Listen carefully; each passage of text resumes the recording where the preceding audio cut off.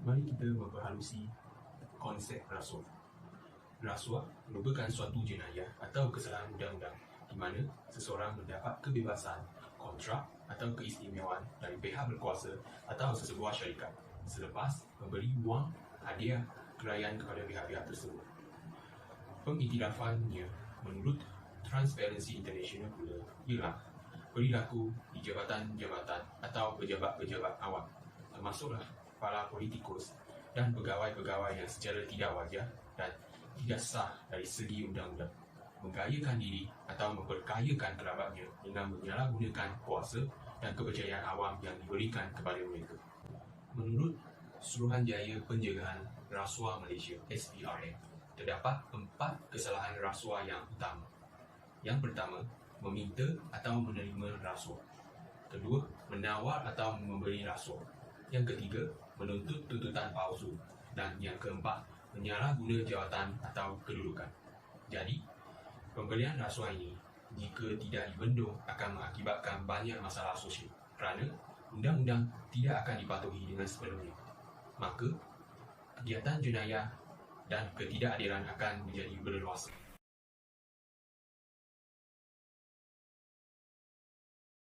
Seterusnya, faktor-faktor yang berlakunya jenayah rasuah. Terdapat pelbagai faktor yang boleh mendorong kepada berlakunya jenayah rasuah. Antaranya ialah wujudnya peluang. Setiap manusia memerlukan keperluan asas seperti makanan, tempat tinggal dan pakaian. Akan tetapi kerana sifat tamak, mereka mahukan lebih daripada itu walaupun bukan di bawah kemampuan mereka. Oleh kerana sifat tamak inilah, ia telah membuka ruang dan peluang kepada mereka untuk memberi dan menerima rasuah. Seterusnya ialah kelemahan peribadi.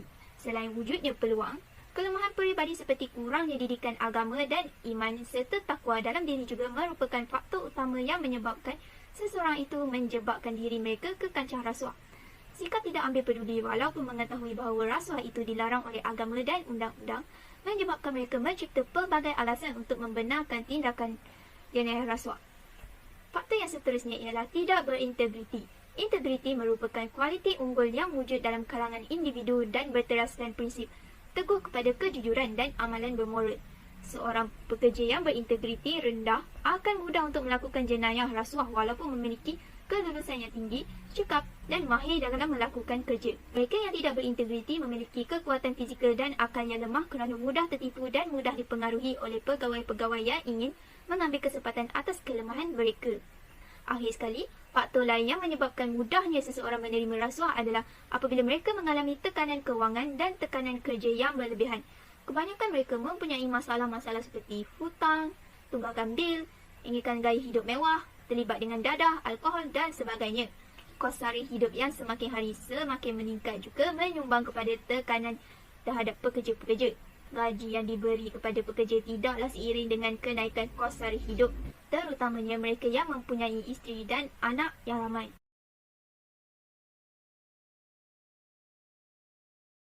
Sekarang kita akan menerangkan berkaitan dengan langkah-langkah untuk membendung gejala rasuah. Polemik sebenar yang mengancam kedaulatan negara ini adalah gejala rasuah. Jelas di kaca televisyen dan di media sosial seperti yang kita dapat lihat, gejala ini berlaku di setiap peringkat.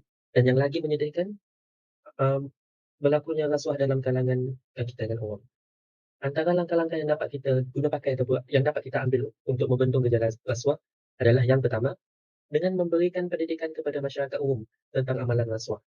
Seperti yang kita tahu, secara definisi, seseorang akan memberikan rasuah kepada individu yang berkuasa ataupun bertanggungjawab dengan harapan untuk mendapat balasan dalam bentuk kerja ataupun projek.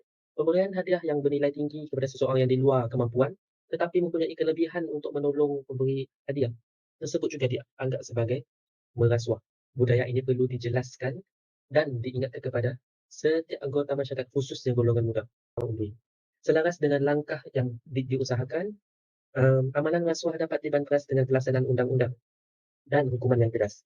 Umum mengetahui kita mempunyai Suruhanjaya Pencegahan Rasuah Malaysia iaitu SPRM sebagai penguatkuasa yang memantau dan bertindak ke atas salah laku yang melibatkan rasuah. Namun keterbatasan jumlah pegawai dan juga sumber untuk mereka menguatkuasakan undang-undang adalah terhad. Maka kita sebagai orang awam juga bertanggungjawab menjadi mata-mata kepada pihak berkuasa.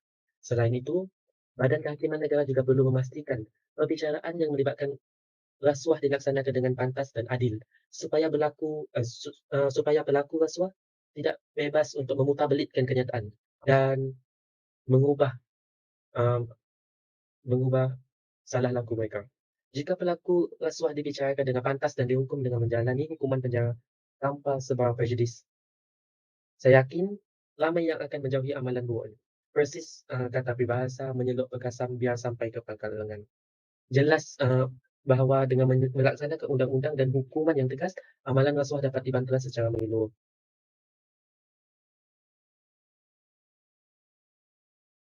Marilah kita lihat kepada beberapa dampak jenayah rasuah yang berlaku terhadap individu, masyarakat dan negara. Sebagaimana yang kita tahu, menganiaya orang yang sepatutnya berhak mendapat sesuatu seperti projek pembinaan dan seumpamanya.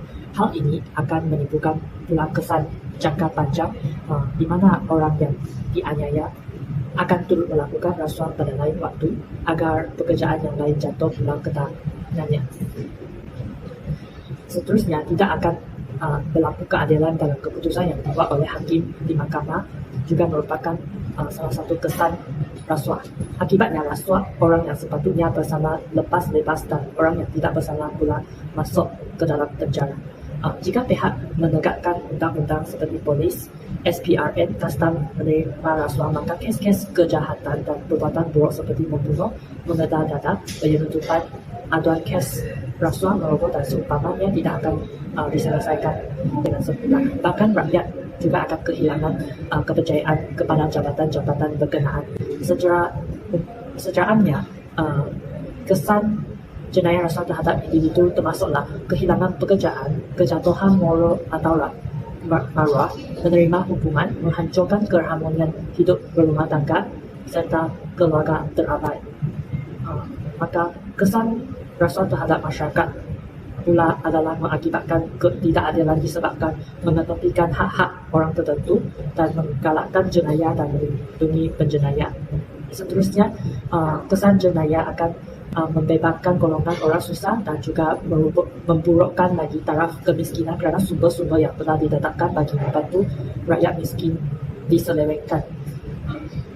Akhir sekali, kesan rasuah terhadap negara termasuklah menjejaskan kecekapan dan integriti pentadbiran, menjejaskan sosial serta kestabilan politik dan keselamatan negara, dan tumpuan pembangunan juga akan tidak seimbang.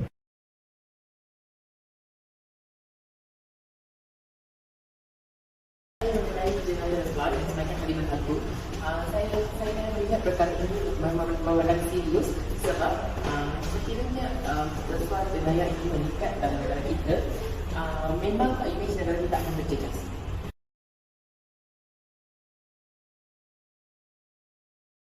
Tujuan SPR adalah untuk membantu jenayah rasuah yang berlaku di negara kita.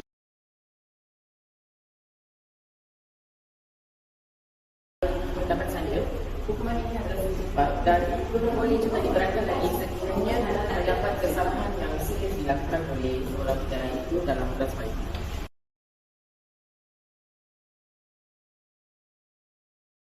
Jenayah rasuah semakin meningkat, tetapi kalau dia mesti akan menjejaskan imej negara kita.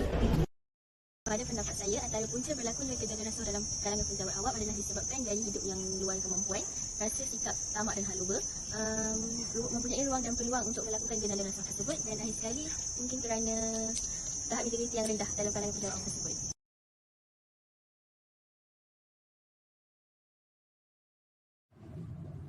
Maka kesimpulan yang dapat kita simpulkan daripada tema kerja khusus kumpulan 1 kami adalah rasuah merupakan perkara yang amat dilarang oleh syarak. Bahkan mereka yang terlibat dengan amalan rasuah akan mendapat laknat daripada Allah dan Rasulullah. Oleh itu, amalan rasuah hendaklah dicegah daripada berleluasa. Cara yang terbaik adalah memberikan pendidikan sejak dari kecil lagi agar keimanan tersemai dalam jiwa setiap orang. Apabila keimanan ada dalam jiwa setiap orang, nescaya segala perkara mungkar dan maksiat akan terhindar daripada mereka, sekaligus akan membina masyarakat dan negara Malaysia yang lebih aman dan makmur.